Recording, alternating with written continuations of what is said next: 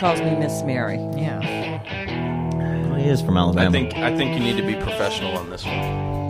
On this As one? opposed to the As other opposed to all the other ones. Okay, yeah, perfect. In other words, you can't sit at my desk anymore, Preston. Oh, no.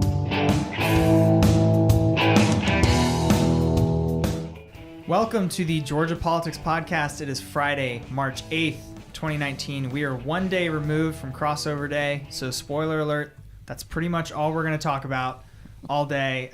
There's plenty of stuff in there, so don't let that scare you. But let's go around the room. We'll get some quick introductions, including a special guest we have today. I'm Hans Appen, Appen Media Group and the Appen Podcast Network. This is Craig Kidd, first vice chairman of the Fulton County Republican Party and chief of staff to the mayor of Johns Creek. And I thought I was the special guest. You're always our special Son guest. of a It's so special every time that it's not special anymore. And this is State Representative Mary Robichaux, representing House District 48. There's Welcome. a special guest for the day. Show debut. Thank you for being here. Yeah. I know, and Yes, we're thank going to you. put her on the spot immediately Okay. because I've gotten used to We're over that, to the apparently. well, we can preface what you're about to walk us through a little bit with your background, but the certificate of need bill that was in the House did not make it out yesterday. It lost by a relatively wide margin for something that looks like that, and was trying to be recommitted but never made it back. So the House version is effectively dead for the session. We can talk about other versions that might come up. But can you walk us through what certificate of need is under 2 or 3 minutes, and why it's important, and why we should care about it? So, in Georgia, the certificate of Wait, need... first, I'm sorry. Can you give us your background? That was quick. Yeah. Welcome to my life as a state representative. People learning just to be a saying, wait, moderator real stop, quickly." really. My background is 35 plus years healthcare management. I have both clinical degrees and some healthcare management degrees.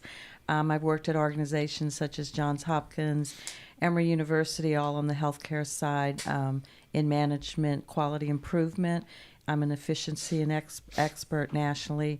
My last position before running for office was, for 10 years, I was the vice president for the American Heart Association for the Southeast for the Division of Quality, which means I worked with about 700 hospitals and about 10,000 physicians across the Southeast, improving care for cardiovascular patients, so patients having heart attacks or strokes. So I have a little bit of knowledge in healthcare and systems. So all of that means that you should believe what's about to come out of her mouth. Okay, please continue. I'm sorry. So, thank you. A Certificate of Need program in the state of Georgia. It is supposed to be a mechanism by which the state or the Department of Community Health looks at where the healthcare needs are for the state to make sure that we're meeting the needs of all the people of Georgia. So it is supposed to be somewhat of a control mechanism and not just allow hospitals, say, only to be built in the Atlanta market, and therefore we wouldn't have a hospital in Savannah, or we wouldn't have hospitals and services in different parts of the state.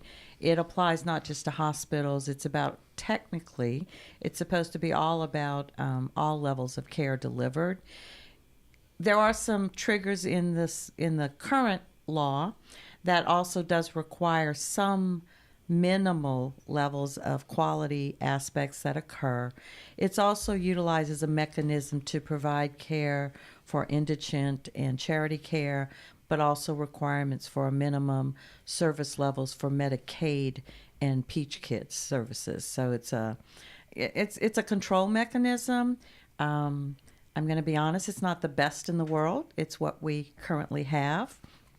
There's been for many years, people have been trying to improve it, and it does need to be improved. I'm going to make that a statement right here and now, because the way the law currently is, a hospital from Savannah, if they didn't like that Rome, Georgia wanted to put in a new facility, by our current laws, they could technically find ways to contest a new facility going up in Rome, Georgia.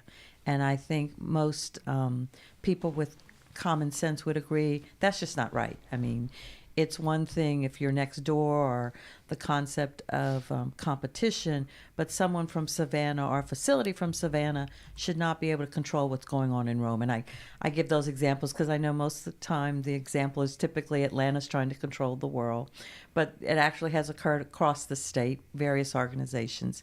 So that's the kind of thing that needs to be improved. The other thing, though, it should be used and it can be used to make sure that the quality of care that patients are getting in whatever healthcare facility should be good. I think sometimes people are making statements that this place gets better quality than another one. And from my background, I'm always one, and if you were with me or heard me down at the state capitol these last few weeks, people would make statements of, well, this place has better quality than this type of place. And I would be, show me the data. If you can show me data to prove that, that's great. But unfortunately, that's not always the case. So I am one that I'm very data driven. So that's kind of what certificate of need is at a very high level, and I probably confused the heck out of everyone. Well, so what would the bill that was brought up yesterday, what would it have done, and why do you think there wasn't a bigger consensus around it? So it had multiple parts, and I think people need to understand, and I've learned this myself because hopefully most of you know I'm a freshman representative there. I'm actually the oldest freshman there, so woohoo! So it's kind of strange at my age to be a freshman again. But the bill had multiple parts of it. Some of them were very, very good. Some of them needed areas of improvement, and some of them were really, really bad. And this is my opinion, and the opinion of most, obviously, of the representatives, because we did not vote for this bill. The good parts of the bill, there was going to be more transparency. In other words, more reporting of the financial statements of some of our nonprofit or hospital authority, but only in the hospital arena. They would also have to be nationally accredited, meaning they would have to have a certification concept that their quality, their standards of care are up to national levels. That's what accreditation is. But we were only requiring hospitals to have that, which, again, to me, that's not a fair way to do that. There was some, one of the really good things was they were raising the rural hospital tax credit to $100 million, which I think is a very much needed program in this state, and a slightly different way to distribute it and manage it, which was a good thing. And I'm sorry, I was down at the state capitol about 11:30 last night, so I'm trying to remember everything. So if I forget I'm anything, stunned you're here. I figured you'd be asleep. Well, and we had to go back in this morning, so we were back there this morning. And this was one of the first votes that hit sometime in the morning yesterday. It did hit in the morning. So then you've taken about 200 votes right, since and then we went back out. It went for reconsideration, but it never did come back to the floor. It's good training for Sine Die. Well, and remember, my background is healthcare, so I've done multiple double shifts, or I've been on call for 48 hours. So if you've ever slept in an on-call room, this was nothing. Come on. So I'm sorry. So the bill also included some aspects. So some of it was good. Some of it was others that were very concerning to me from my clinical background. One of the and any of the people in this room and all of you hopefully are listening have to understand that the words you have to be very careful with what words are in those laws, because that becomes how do you interpret what's said. So one of the things that was very concerning for me was a statement that cardiac procedures could now be performed in an ambulatory outpatient setting. Having been in healthcare for 35 plus years, I know procedures in healthcare has changed dramatically and improved, and things are very different. But from my perspective, when you open up and you're not a little bit more definitive, what do we mean by which procedure? Are we going to allow in a physician's ambulatory surgery center that they're going to be able to insert a pacemaker? Yeah, that could be very scary. Are we going? Which procedure? So, are we going to allow what's called ablation, which means when you have atrial fibrillation, which means the electrical part of your heart isn't working? So they literally can go in, they map that part of your heart, and they kind of stop it and they shock you. They basically are shocking your heart in little parts, and that can be very dangerous. And sometimes your heart will just stop, and they have to So, are we going to allow that, or which parts were you going to allow? So, I wanted, if we would have defined that a little bit closer or more. Another part that was of concern to me is I personally need to make sure that if we're going to have one area of healthcare facility or providers reporting requirements, especially at the quality level, in other words, what's your infection rate? Well, hospitals who do cardiac procedures in their cath labs or outpatient settings, they literally by law are required to report their infection rates on every one of those procedures. Ambulatory surgery centers come up under their licenses and their accreditation. While our freestanding ambulatory surgery centers, they're not required to do that. Well, I have a problem with that. I have no problem. Personally, I would like to see everyone have to do it, because I think while we want the consumer to have choices, I think we need to give them the correct information to make educated choices. Healthcare, I know it's about how much it's going to cost, but it's also about the outcome. And I don't want you to be able to choose, well, this place is a little bit cheaper, but guess what? They have a higher probability that because of something they do wrong, if you have a catheterization that goes up through your arm's going to become infected and you might lose your arm. I'm being facetious, but that's the kind of thing that would scare me. And I think if we're going to let consumers, and they should be part of the decision process, we also need to educate them about the entire concept. So those were probably, if I can recall right now, the major things of the bill. Good. There were some really good things. Some other things I think just needed improvement. What are the prospects for it going forward right now, CON? So on the Senate side, there was a different type of bill. That one didn't pass either. What I'm learning is what could happen is while both bills failed, there could be a mechanism by which some attachment of some of the pieces to some of the other bills that have crossed over. Right, literally what happened yesterday, I think by end count, the House had, through our entire 27 days so far, had passed close to 300 bills, and I don't remember exactly how many the Senate. So the Senate bills now come over to the House, which our committees and we'll work on. The House bills go over to the Senate. But what I'm learning is that some changes can be made to even things that were voted on. If there are major changes, they go back to the original House for votes. So we could add some stuff, but...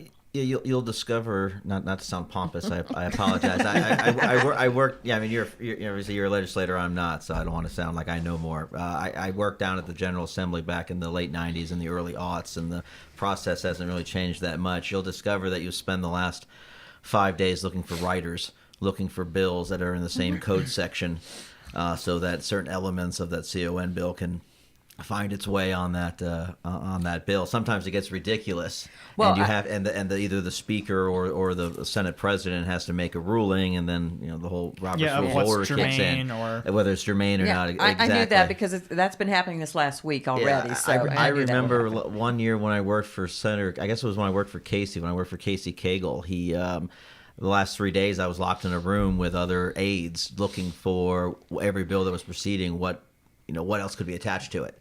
I mean, it's every lobbyist down there. That's what they do. My bills are all done. I can have a drink. No, I got to look at every other bill that's under Code Section 32, just in case. Right. It becomes a bit of a mess. Mm-hmm. So. Well, that's what happened, obviously, too, with the CON bill from yesterday when it was voted down. It was the sponsor asked for it to be reconsidered, which means there was a lot of negotiations that went on behind the scenes for a bit to see if some things could be worked out that would cause people to switch their votes to pass it through, but ultimately by the end of that yesterday evening, that did not happen to the satisfaction of the groups to even bring it forward. I would imagine that the elements of the bill that had more of an impact on the rural healthcare system would sort of have the greater chance of finding the light of day, either in either body. I mean, this is a both chambers now, or the leadership on both sides is more of a rural base. So, and the governor has expressed that need to look out for that, for the rural program that this was a Senate or House advisory study committee worked on, whatever. And I know that the CON issues for the rural South. And that was interesting. One of the parts of the bill, and I forgot about that, was that they were going to limit who could contest. So which other healthcare facility could contest a new CON?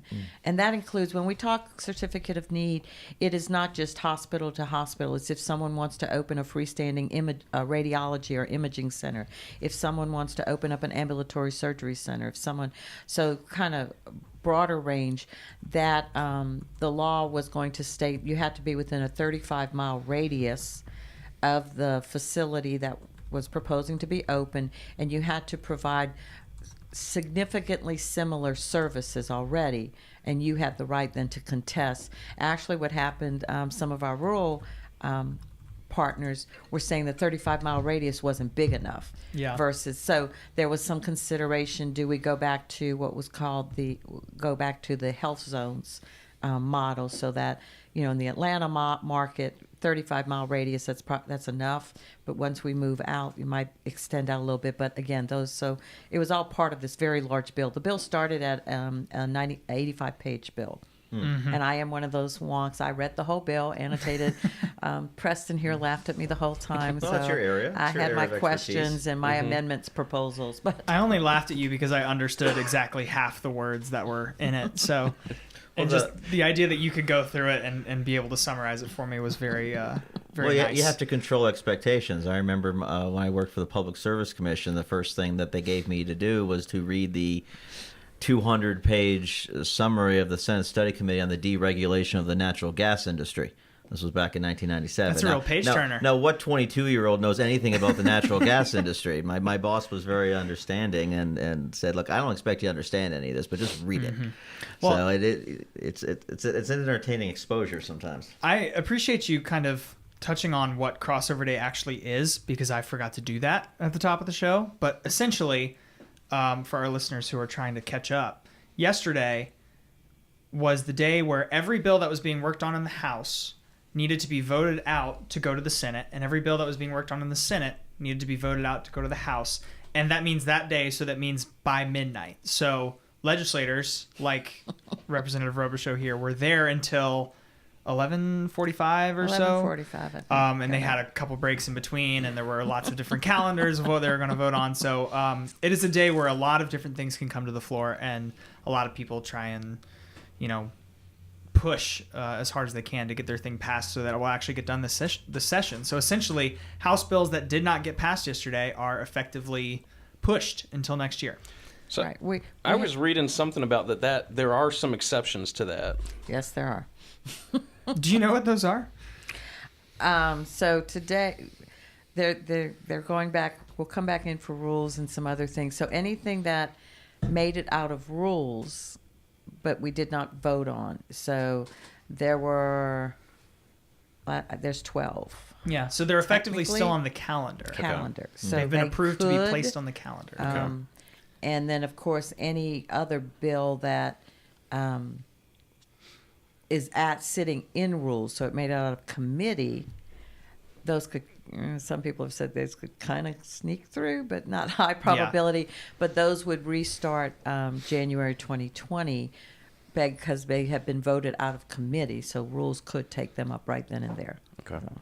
So like we just mentioned, a lot of bills came to the floor. So we're going to run through them, at least the big hitters, line by line. And some of them I'm sure we've talked about before, but we have nice updates for. Let's start with the Senate voting in favor of the state takeover of the Atlanta airport. Now, for a little bit of context, I think it's the second indictment of the airport-related basically corruption scandal with the old Mayor Reed administration fell that morning or either the night before. So the timing on the parts of Republicans who were advocating for this couldn't be better. I mean, the presenting senator held up the newspaper while he was pitching his argument, and it passed almost on party lines. One Republican, Frank Ginn from Danielsville, flipped over to the Democratic side. I'm curious, I know we talked about this a couple weeks ago, but I'm curious what the panel's thoughts are on moving one step closer to a state takeover of Hartsfield-Jackson. I just think it's fascinating. I mean, I don't know a lot of people who complain that much about the airport. It seems pretty highly rated, and Well, as many people as it cranks through that airport, it seems to do a pretty dang good job. And that's the city's argument, but the state is saying,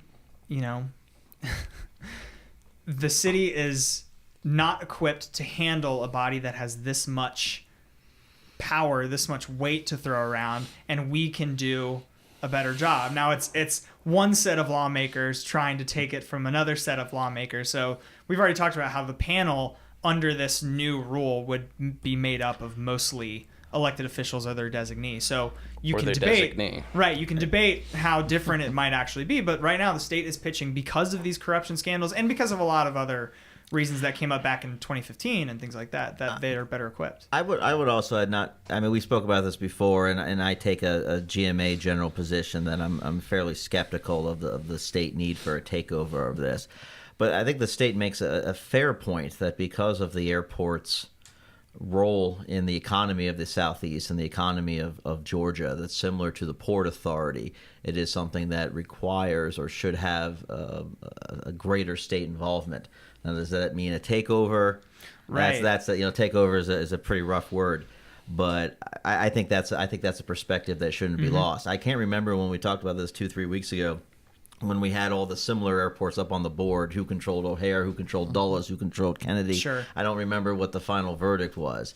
But again, those people who live outside the metro Atlanta area are just skeptical that something that is so vital to the whole state's economy shouldn't be run by the state. Well, it's and kind of counterintuitive, if you want. I would think the baby step might actually be pretty fitting if state legislator came forward and said, okay, these indictments that are coming out right now basically show that the city of Atlanta in operating the airport is too isolated. Like, there needs to be more pieces involved and things like that. And I think there probably is a way to do this where you get a nice consensus from, we're not just talking about the legislators here, but it'd be great to have consensus from Delta Airlines, the city of Atlanta, like any of the other players in the game besides the legislators. So if you could take a baby step towards it, I think you could work towards building that consensus. At this point, it's definitely not possible. I'm trying to rewind time.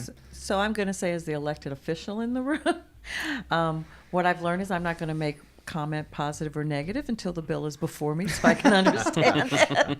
But taking a judicial approach. Yeah, really. Well, it's what I've learned, though. It's I can have an opinion, but you really do have to read the bills, because I think it does depend, as I said, the words and how they structure them and what does it really mean is very important. So I think making broad statements, I would kind of agree with Hans. In my role with the American Heart Association for 10 years, I would travel about 75% of the time, typically out of that airport.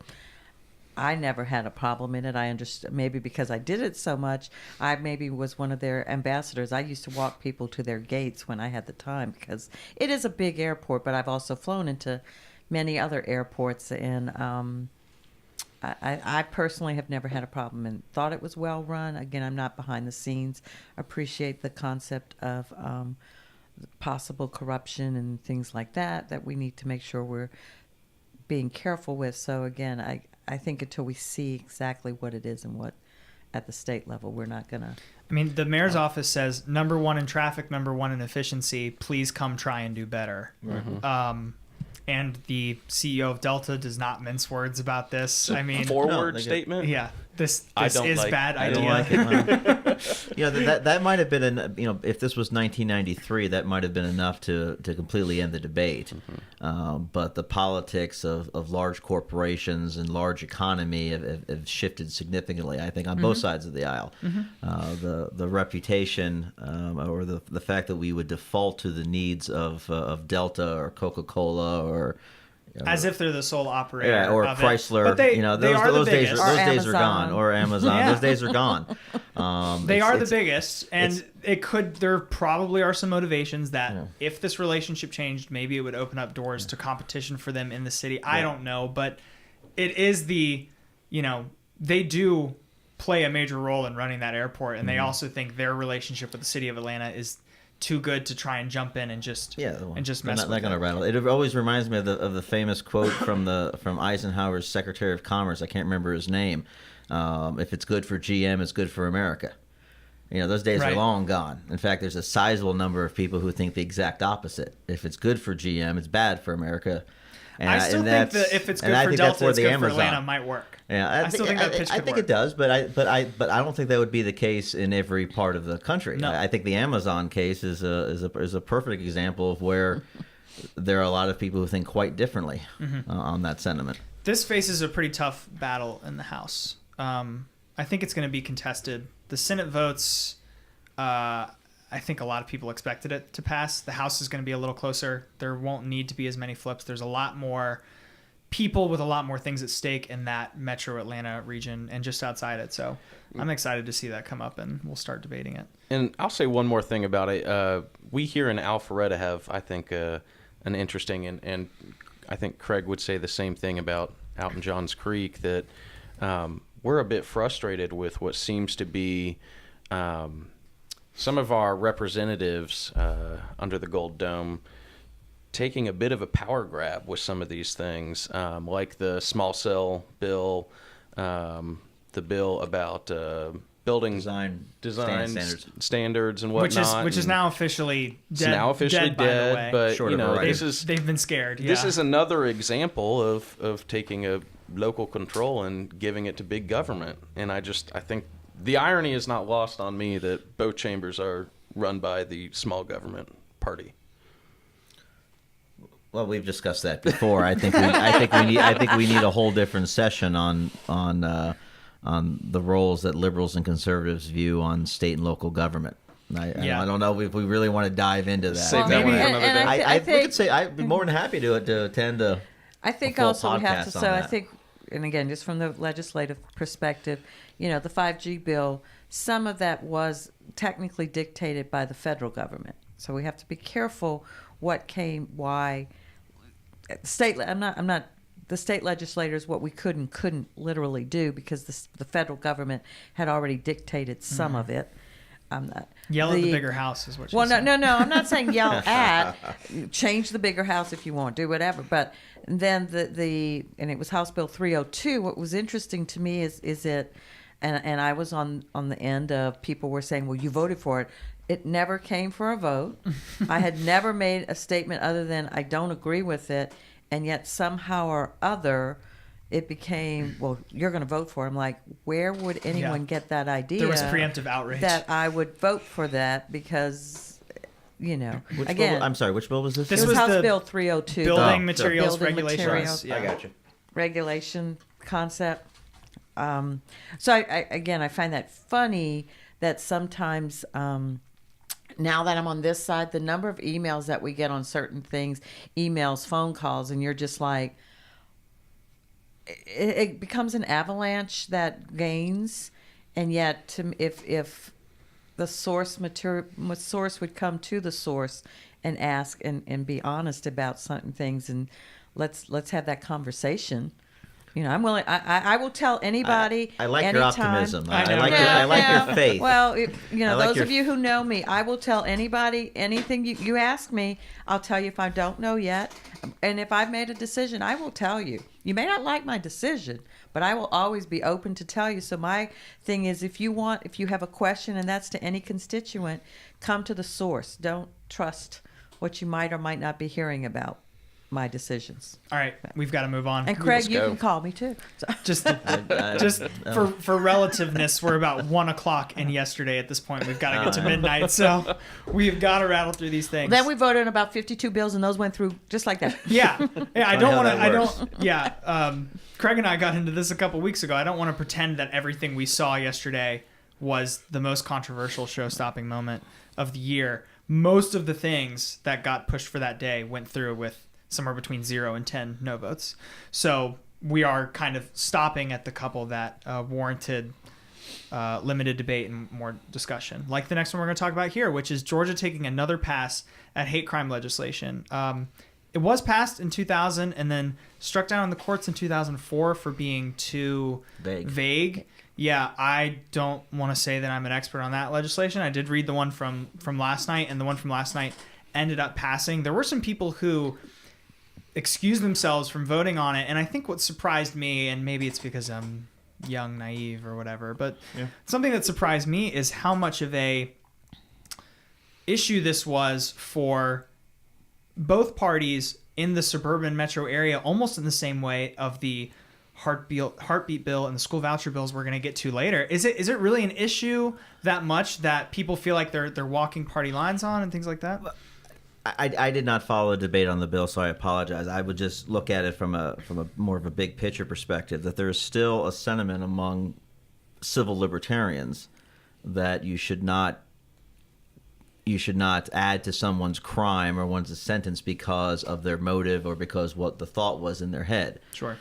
That was the argument back in the 2000s when these pieces of legislation was the first argument started last surfacing, night. and the late 90s, exactly. Yeah. I think that ship has kind of sailed from a majority perspective. I'm not saying that's correct or not, but there's still a decent number of Americans and their elected representatives who have more of a libertarian mind that you shouldn't do that. Why should be if I shoot somebody dead, or that's a bad example, if I beat somebody up and I'm calling them a racial epithet as I'm doing it, why is that worse of a crime than if I was just beating them up? I mean, I think you can have an honest debate about that. I just think the debate has moved on. The country's moved on and said, yes, we want the crime where you're screaming a racial epithet that got to be considered more evil, more worse than if I was just beating him up. Part of the motivating factor last night, and that was mentioned by a lot of people in support of the bill, is that Georgia would be the 46th state to enact similar legislation. So regardless of where you are on the issue, it is hard to feel that Georgia should be on that much of an island on any issue. You really have to think about it. I can't wait till you're opposed to a bill when the first thing the proponent says, we're one of 3 of the last states not to have this. It certainly makes me take a harder look at it. That's going to happen for sure. a lot of times where you're down at the Gold Dome. So be careful with using we're the take 45th state to do it. And then and then this wasn't the case last night, but if our only company is Alabama, Mississippi, and Louisiana, it does certainly make me think about where we are in the country. I think our company last night was Wyoming, Utah, and Virginia. Maybe there was a mix. And at the time, it was an idea that was both parties had problems with the civil libertarian argument. Now, I don't know. Did any Democrat not vote for the bill? I didn't look. I'd be surprised if any Democrat did. I think all Democrats or didn't did, but vote there were for quite it. a few Republicans sure. too. Yeah. And I think that's what their thought process is. I would say it's understanding. I think we could debate again the concept of is it. It's punitive, yes, versus is it going to be something that it's not a deterrent per se. I wouldn't say that. I think from my perspective, it was the concept of we as a nation and we as a nation and a state do make the statement that someone, you have your rights to your thoughts. It's when you act violently on those thoughts based on the concept of one being better or worse than another person because of race, gender, sexual orientation. I think we as you've said, Craig, we've moved past. We basically accepted that's not allowed. That's not acceptable. And I do for want the majority of people. Was political ideology one of those qualifications? It was not. No. But I did want to mention before we left. That could be an entertaining future subject matter. I did want to mention before we left that the hate crime legislation that passed was, I believe, the first piece of Georgia legislation that hopefully, for the people that passed it, will be signed into law to recognize the LGBT community as a protected class. So it as you were saying, Craig, it listed race, ethnicity, religion, and sexuality as part of the protected group of that class. I was a little surprised to see that was the first time that they had been given that kind of individual status. But anyways, we need to move on. I'd like to note that the author of the bill is the governor's floor leader. So yeah, is that Representative Lott? No, Chuck Efstration. I can never pronounce his name correctly. Efstration. I That's always right. want to put a pause in like Efstration or something, Gotcha. which is kind of funny because I knew him when he was an aide down at the Capitol, but I could never. He's one of the chairman. I could never pronounce his last name. But so just for a partisan plug. No, there, it was the Republican governor's floor leader who dropped the bill. It was a very bipartisan vote. That is for sure. So before we move on, Preston, yes. could we just touch on the number of Republicans who excused themselves from that vote? So I would like to know what the thinking is there, and just generally speaking, if you could tell our listeners a little bit, how's that process work? 17 members didn't record a vote. So that's like a very vague way to say that there was not a yes or no recorded. This is for the hate crime legislation in the House. 13 Republicans, 4 Democrats. Now, why you don't record a vote can be for any number of reasons. As far as I understand it, and maybe our legislator can help me understand it better, to get excused, basically, you can't be in the building. You can't be sitting at your desk and get the excused from a vote. So you have to physically leave the Capitol. Now, I don't want to make somebody could leave the Capitol because they have a family emergency. Somebody could leave the Capitol because they don't be on record of voting yes or no. There are some legislators who are currently there are some family medical issues that they have not been at the state Capitol for a couple of days. So that's not, I think we're looking more at those. Some representatives were there for the morning votes, and they may have had a family emergency or something, but then they did leave the Capitol probably right around, right before we were taking certain votes. And we'll just, but again, it could have been family emergencies, whatever. Yeah, but we'll take the conspiracy string you're hinting at and draw it over. Well, I'm not and just say that a lot of the legislators that were marked excused were in very pivotal, flippable seats. It's the oldest trick in the book. If you don't want to cast a vote, then you're not in the room. Sure. You have to be out of the building. Yeah. Well, there are some exceptions to that. Like you will see Jack Hill on the Senate side and Barry. Who's head of appropriations is Barry Fleming. Terry England. Thank you. Terry England will be excused a lot toward the end of the last 10 days because they will be in budget negotiations. Mm-hmm. Sure. I presume that budget negotiations is occurring in the building. But when things get a little bit busier toward the end, you'll see a lot more excuses for that reason. But like I said, it's the oldest trick in the book. I mean, abstaining is as old as... abstaining and excuse is two different. So from a de jure versus de facto, or you could not vote. I mean, my state rep just didn't. My state rep, Ms. Kausa, didn't vote on what I would call a significant issue. I don't know if she wasn't in the building. I don't know if she was in the building. She voted 40 minutes before, so she was in the building then. Does someone have to approve the excuse? Yes. No. It has to be certified. You as the legislator have to go in and say. There was one. I'm honest. There was one day this legislative session so far. I called in for an excuse because I had to go to a family physician appointment with my husband who's going to be having surgery. So I called in and said I will not be in this day. So any votes there, I marked as an excused absence. Versus if I would have gone in, logged in, punched in, but then when the votes come up, you're that yellow that comes up and says, technically I'm there, I'm just not voting. It's very liberally applied. Yeah. Yeah. To your question, do you have to apply for it? I think you do, but I don't think you are denied in any circumstance, to my knowledge. So you do have to request it, but I don't think you can be denied. I liken it to an abstention. I've always been a big fan of the principle of abstaining.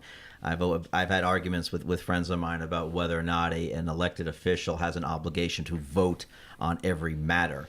I've always maintained that abstention is a right to not. You have a right not to vote. I've gotten into very long conversations about that. Yeah. So. And let's go for another one. We'll go get some coffee sometime. We'll do that because I find that really interesting too. Because I would. Yeah, I don't want to get into it right now, but I would venture to say, you've elected your official to go make a vote, and I'm sorry. Well, the next thing I do if I see that my representative has an E next to the name is I'm going to call them and ask them how they feel about the issue. See, I interpret it to mean you've elected your elected representative to represent you. You didn't necessarily elect them to vote on every issue. There's a difference there. Okay. That's fine. Let's move on. If only we didn't have any other important thing to get to. Abstaining is as old as the Declaration of Independence. Remember, the state of New York abstained when voting for independence from Great Britain, and I believe they had every right to do so. I'm going to abstain from this argument, though. So, probably the biggest piece of legislation that came to the floor last night in terms of debate hours, in terms of media coverage, in terms of just the general focus of the House and everybody that was in the Capitol, was a bill that's been dubbed the Heartbeat Bill. It is a bill that banned abortions in the state of Georgia past the 6-week mark, 6 week, otherwise known as the what I think the general medical consensus is the earliest time you could detect a heartbeat. There was a lot of emotional testimony here. I don't think it's incredibly helpful for us to completely rehash the issue, but I'd like to talk about the process of it, what each side brought to the table, and if it's actually likely to get signed and become law, because that's probably the most important discussion we can have today is where do we go from here? Can I back up even before that? Sure. I believe a few episodes ago you predicted the speaker would not bring an issue this contentious to the floor for a vote. So can I get into a little bit of what happened there? Sure. So the speaker had a piece of Sorry, did I say the speaker? I thought you meant the governor. But it's still relates. There were competing bills. Right, Yes. and the governor wanted a piece of legislation that's been called, I think, a trigger. The trigger. Yeah. That a lot of other states have passed. In the event that Roe v. Wade is overturned by the Supreme Court of the United States, Georgia basically falls in with, I think, 13 or something other states in the country on abortion being outlawed in the state of Georgia. He wanted to push that. There was some discussions going behind the scenes, and then he dropped off and kind of tentatively weighed in his support for this package, which ended up coming to the floor. That trigger package never came to the floor. So this is why we're here. In either. Right. chamber. The speaker does not know who I am, but there were reports coming out that he's been saying all along he wants to insulate his more vulnerable legislators. He feels a responsibility to them, and I don't think he was incredibly excited to bring this package to the floor. But if something like this is going to pass and it gets out of committee and your majority that you represent wants to get out there and pass it, I'm not sure how much power he felt he had in that situation. I mean, maybe you guys can provide some more insight. I think some people lost their reelection last night. Well, there were a lot of abstains. So There were. I don't know. I mean, abortion has. So if he's trying to protect abortion has been an electrifying issue since Roe v. Wade, 1974, and since the Christian majority, whatever, I forget their proper term was, got involved more directly in political campaigns in the early 80s. And, it electrifies the right, it electrifies the left. There is no more middle ground on this issue. Mm-hmm. There was a slight time, I would say, in the 2000s where the partial birth aspect of the debate kind of breached a little bit of the center, where you could be pro-choice but still be against partial birth abortions. That has gone away. I classify it as a grade A subject matter, which means there's no compromise. The other side is evil, and if you talk to that side, the other side, then you're evil too. I said that abortion was pretty much the only grade A issue in this country. I was about to ask you what the other ones were. In the last couple of years, several others have been added to that. Sure. I think immigration now has been added to that issue. That gun control has also been added to that. You can't talk to the other side. You can't compromise. You can't negotiate. The other side is evil. And so I think that fundamentally this debate just hasn't changed since the early days of the debate. That if you believe that the fetus is alive, if you believe that is a human being, as a person, etc., then you cannot be in favor of any bill that would help with an abortion. It's a religious issue. It is a fundamental issue in people's brains. You're not going to change them on that. And I think the like side for the pro-choice community, they see it as an issue where it's my body. I should be able to do what I want with it. It's a woman's right to choose. I know I'm not explaining that side very well, but both sides are unmovable on it. You hit the key points. Yeah. Well, I'm gonna.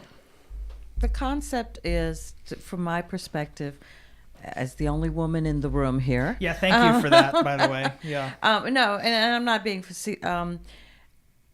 why in this one case would we allow government to step in and dictate to one group of people what they are and are not allowed to do medically, versus we as in the government, we allow, and if we want to talk, it's about the safety of children, appreciate that, we allow parents in this country for religious reasons supposedly not to vaccinate their child, which we know will save lives. We allow, if a child becomes critically ill, cancer, it's the parent's choice about treatment oftentimes if they have a religious reason. So it's interesting to me that, it's not the concept of we wait until all humans have the cognizant ability to make their own choices. We allow parents to, and I'm not saying I'm I do believe in a woman's right to choose. I did vote no on this bill. I'm being very honest about that. But I find it interesting that this is the one aspect, and when we talk about the care of a child for their entire life before, they're an 18-year-old, now 17-year-old, they can get married, sorry, an 18-year-old to make their own decisions, except they can't drink, but that's a whole nother story too. So we can regulate a lot of those kinds of things, but yet, when we get to this, it's like that we, as a woman, are not intelligent enough or not able to make that decision in what can be and is a very difficult decision to make for various reasons, depending on how the pregnancy occurred.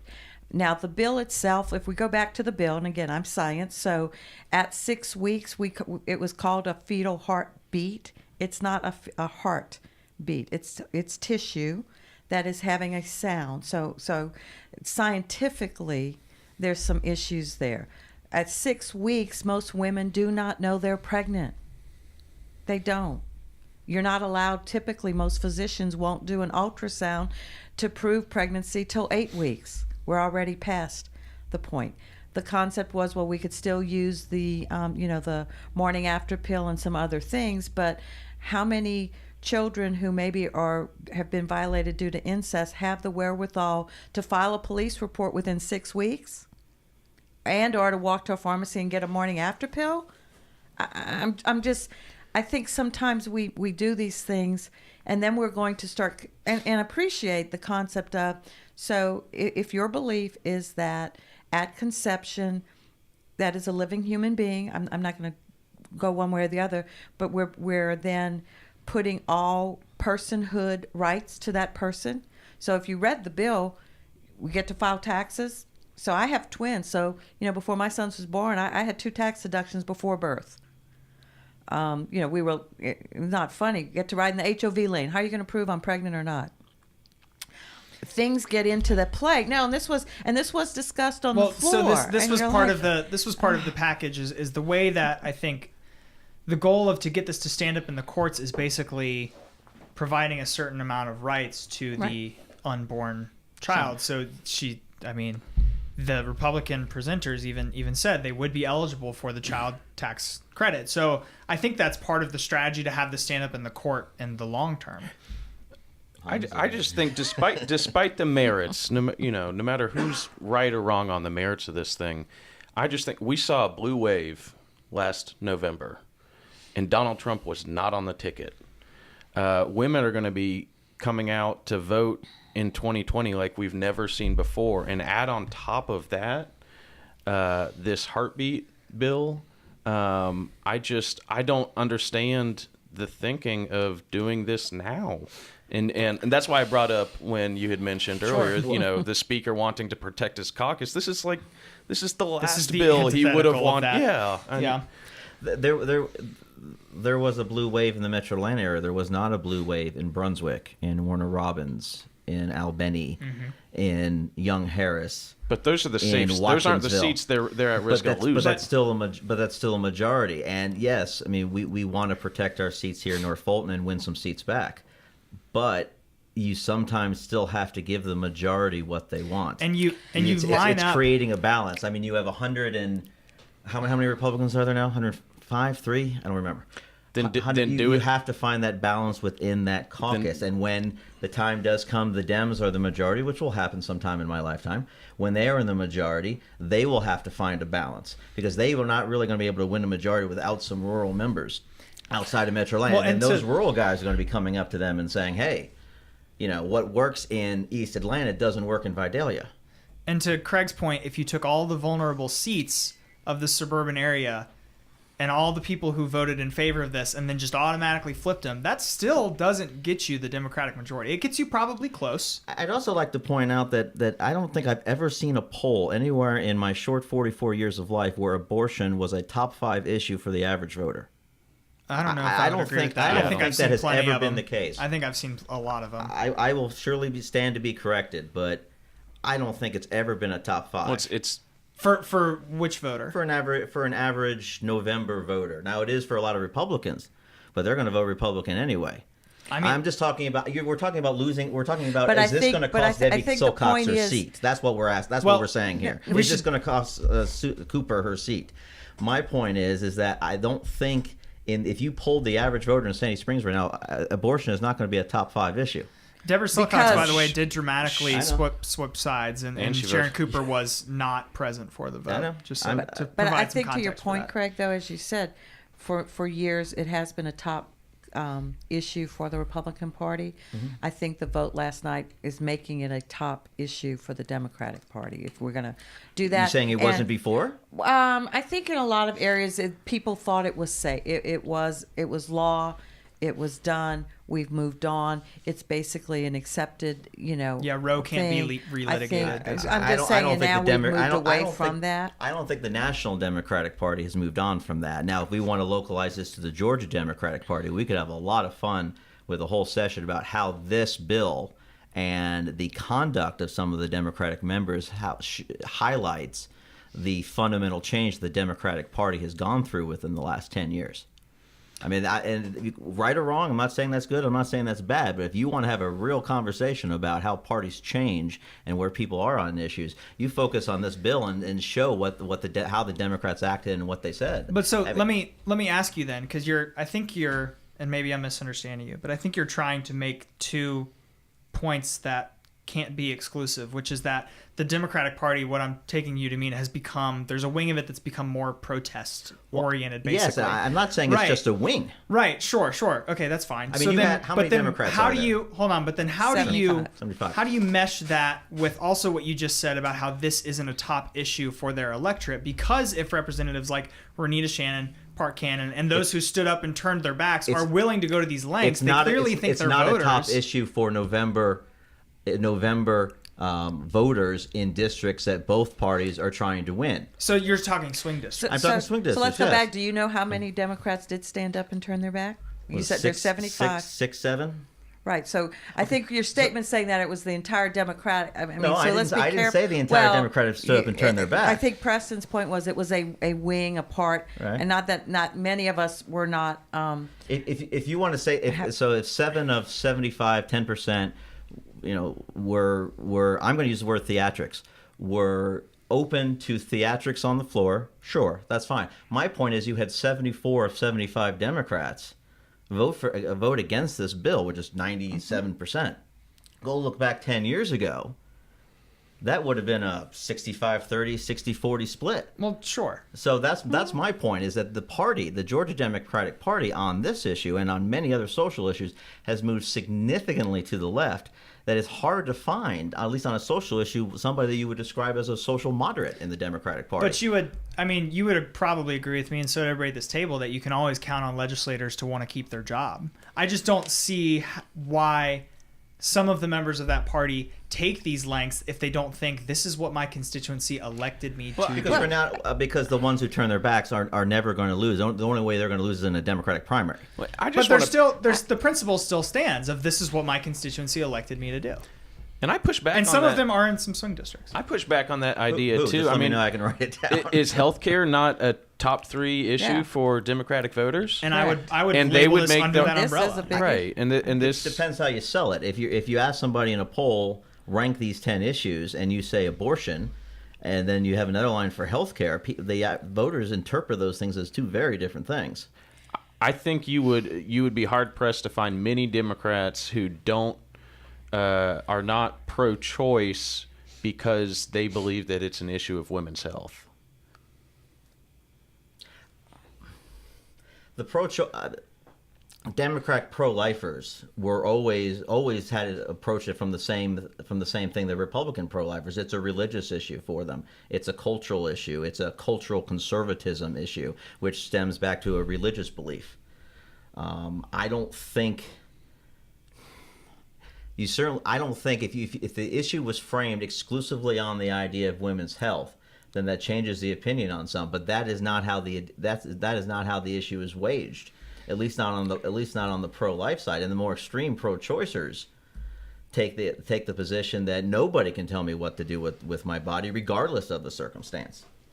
And I would say, going back to a pro-lifer would say, talking about the choice element to it, is once that baby's life trumps your choice, trumps it, supersedes it. That is a life, and once that is a life, any other aspect of it has to take secondary. And we're talking about people who get upset that the 3 exceptions are thrown in there. They don't want exceptions for rape, incest, or life of the mother. Now, more moderate pro-lifers accede to that.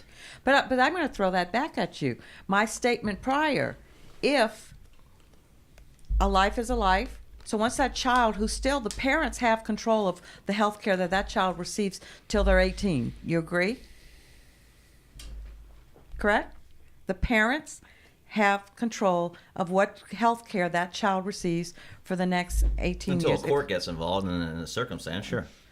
But courts don't get involved in the Jehovah's Witnesses denying the vaccines to children. Not just like vaccines and other treatments. Are we turning this into a vaccine argument? No, I'm not trying to turn it into a vaccine argument. I guess I'm trying to say if a child, unfortunately, as a 3-year-old, develops some form of cancer, mm-hmm.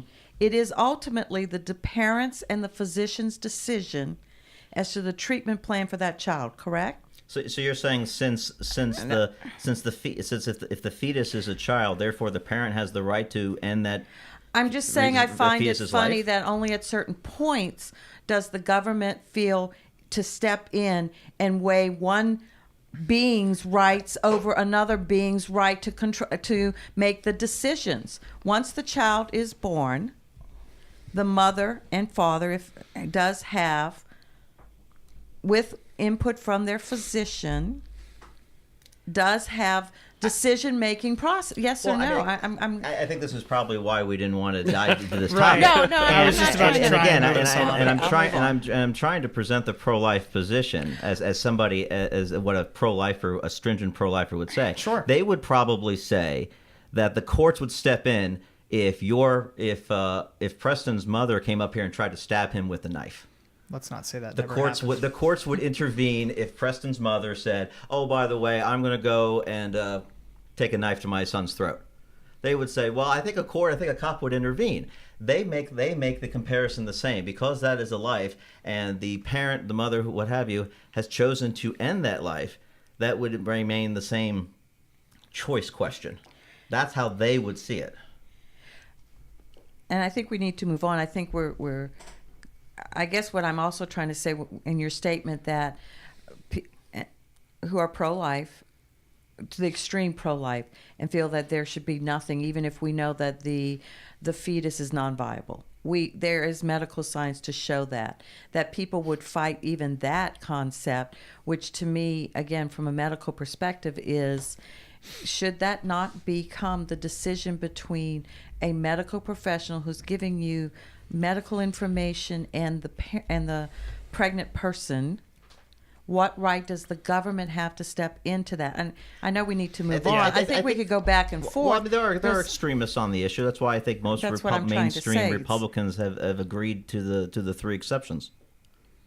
Okay, we've got to move on and talk about where this actually goes from here, which is, the short answer is the Senate. I think the fight against this bill is actually probably easier in the Senate. I think it's probably more likely to pass the Senate than it was the House. I think the House was probably the major hurdle. There are still some things that will have to go through in the Senate. It will still be relitigated and redebated, and it will go back into a committee. The Kemp administration is already preparing to fight this in court. This is pretty similar to bills that have been passed across the country that have been struck down by the courts. So if this were to stand, then Brian Kemp would be fulfilling his promise as having the strongest abortion regulations in the United States. So I don't know how likely that is. I am not a legal expert, but I just want to provide that context for everyone that this will go to court. And the times that similar legislation has gone to court, it has not been upheld under the current Roe v. Wade statute from the United States Supreme Court. So hopefully that moves us on, at least for now. Question, prediction. Will State Senator Brandon Beach request an excusal from this vote? Yes, he's running for District 6 for U.S. Congress. And remember, You have the a bill real got thing for- you have a assigned real to thing Science for- and Technology Committee. You have a real Yeah, thing not for Health and Brandon Human Beach. Services. Well, What's he's that? running for District 6. You have a real thing for Brandon He's Beach. running I think for- every No, week he's- you ask about Brandon We're Beach's talking opinion about on we're something. talking about the suburbs. Right. We're talking about 2020. Right. He's going to be running against Lucy McBath. Yeah. I think it's a legitimate question. I think so too. And one of the richest fundraising districts that Sure. we've got around here. Sure. So, okay, let's get to some stuff that didn't go anywhere. Some issues that people won't have to worry about hearing about for at least another year. The religious freedom bill that Brian Kemp was looking at has been pulled, and that's going to be pushed to next session. Barring gun ownership of those convicted of domestic violence, couldn't get a vote in the Senate. The constitutional amendment to legalize gambling, coming back to Brandon Beach, who has a different package than this, but this one was in the House floor, did not reach the House floor. And then HB 302, which we've already mentioned, is effectively dead after swift argument against from most municipalities in the state, if not all of them. And I'll plug GMA. Big thumbs up there. I mean, I can speak as someone who works in the Capitol. We're always happy to hear from people if they're that passionate about something and they know what they're talking about. We'd be like, okay, yeah, you should probably be listening Make sure to. you throw that dependent clause in there if they know what they're talking about. Yeah. Right, yeah. I'm not going to listen to Joe Schmo, but Dr. Joe Schmo, then he can come right in. Well, if he's from Roswell, you better listen. Okay, let's go around. We'll end like we do every week with what we're watching in upcoming news. I'm going to start us off here. Something passed yesterday that I think is really interesting. I'm going to caveat it and say I don't know a ton about it, but I'm excited to see where it goes. House Bill 511 would allow Georgia counties to raise sales taxes to help fund transit expansion. We've heard that before, but these sales taxes come on ride-sharing companies, so Uber and Lyft. So Hans and I were talking about this before the show. Hans thinks it's kind of counter to what you would expect. I think it's actually leaning into what you expect. So I don't know. I'm interested to see that get debated and litigated. Wasn't it a tax increase, but an existing tax that was removed? Wasn't it basically a From shift? Ubers and Lyfts? Yeah. Yeah. I mean, so Yeah. it wasn't what you could call as a huge tax increase. There was some Right. And a Well, and it's recalculation. also county by county vote too. So Yeah. nobody should expect it if their county doesn't want it. So Right. anyways, Hans. I am going to be looking out for who the next White House communications director is now that Bill Shine has resigned. So we're going on Would you like to read your resume? 4. This will be 4. I think so. 4. Yeah, I'm available. Call me. You know where to find me. Yeah, our producer, who we should note works for Hans, is shaking his head no. So maybe that's not a great sign. Craig.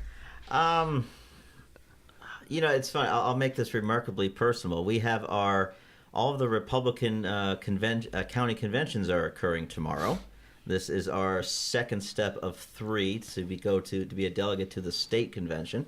We Republicans have a very elongated, detailed process of how to be a state delegate. People attribute that to the fact that we are the party of the grassroots. Since we were out of power for so long, we had to build down up, whereas the Democrats always had the governorship, so they were top down.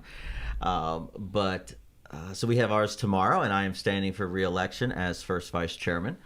I actually found out I have an opponent, 2 days ago, so I guess I'll be looking forward to that tomorrow morning. Do we want to know offer him? an official show endorsement? Probably not, right? Probably Well, not. The chance that somebody of one of the 300 or so people we expect there who might be listening before they actually vote. I don't know. There might be maybe one. I don't know. But Well, I will- no, I- we do not. We do not know my opponent. He is from Buckhead. He's an interesting guy. Well, I'll say this is not an endorsement, but if you do lose, then you can still come on the show. Oh, I How about appreciate that. Yeah, appreciate I feel like that. that's a good Thank you. compromise. Oh, I'm controlling the process, so even if I lose, I'll get Wow. another title. I'll get another What title. kind of pretty machines fast. are they voting on to cast the ballot? We No, actually- no, no, well, no, actually, no, no, we no. vote by hand, amazingly enough, Really? and that is actually a massive debate that Republicans have at nearly every convention.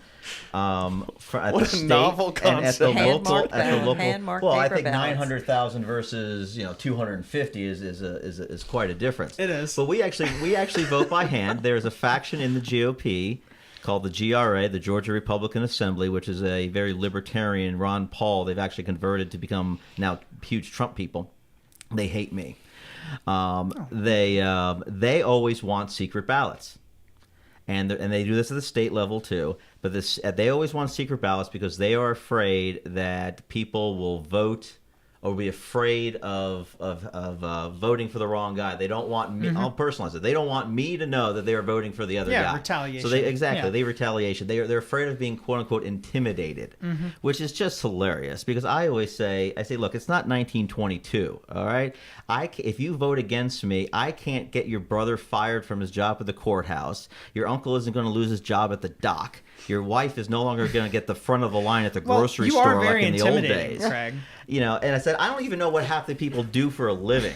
So the idea that I can intimidate some of these voters is just hilarious. But every year it comes up, and I expect it will come up again. You are very intimidating. Oh, I appreciate that. My mom you. says you have to go easier on me. Okay. Well, I assure you, my mom doesn't listen to this. So. Representative Mary Robichaux, anything you're looking forward to in the next week besides not going into session at midnight? So we'll be we're pulling all the Senate bills that crossed over, so we'll be doing a tracking system of those and where what could and could not be attached to them and as we move forward and vice versa. So we'll be watching some of the bills that we sent over to the Senate to make sure they go through and some for local government and some other things. So yeah, you and by extension me, we have some light reading to do over the weekend. And some of our interns, we do. Yeah, that will be fun. I've actually read every bill that I voted for. That's scary. Ooh. I didn't understand all of them. I may not have understood 100% of them, but I actually read them. Wow. How amazing. What a novel concept. Actually reading them. That is going to do it for us this week. This has been the Georgia Politics Podcast. Cut Craig's mic. Well, I do find it if you're going to vote for it. Turn it off. Okay. Who was Cut the one who everyone's spoke mic. longer than the mic? Cut everyone's mic except for me, I guess, as I do the outro. Follow us on Twitter. We are at GA Politics Pod. Connect with us there and ask Craig questions he doesn't want to answer, and I promise I'll give them to him. So for all of our panelists this week, thank you to Representative Robichaux for joining us, and we will see everyone next week when there's a whole nother set of news to talk about.